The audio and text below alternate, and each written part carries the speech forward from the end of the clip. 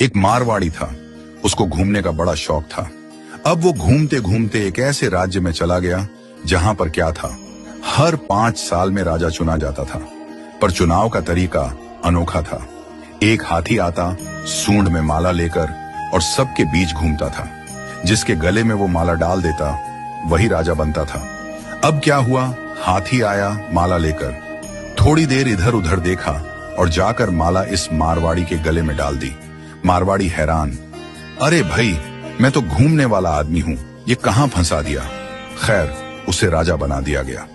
सिंहासन पर बिठाया गया। राजपुरोहित आया, तिलक करते हुए शर्तें सुनाने लगा।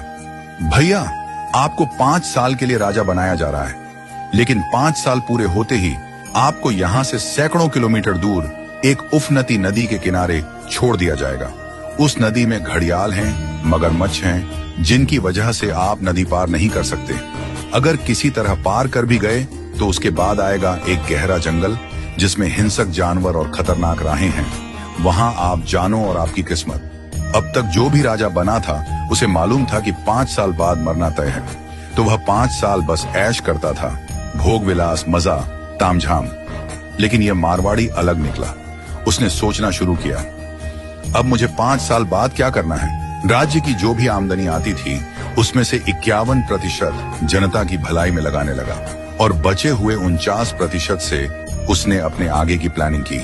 पहले साल उसने नदी पर एक पुल बनवाया, दूसरे साल उस पार के जंगल को साफ करवाया, खेती के लायक जमीन बनवाई, तीसरे साल वहां सड़कें बनवाई, लोग वहां बसने लगे, गांव और मोहल्ले बनने लगे।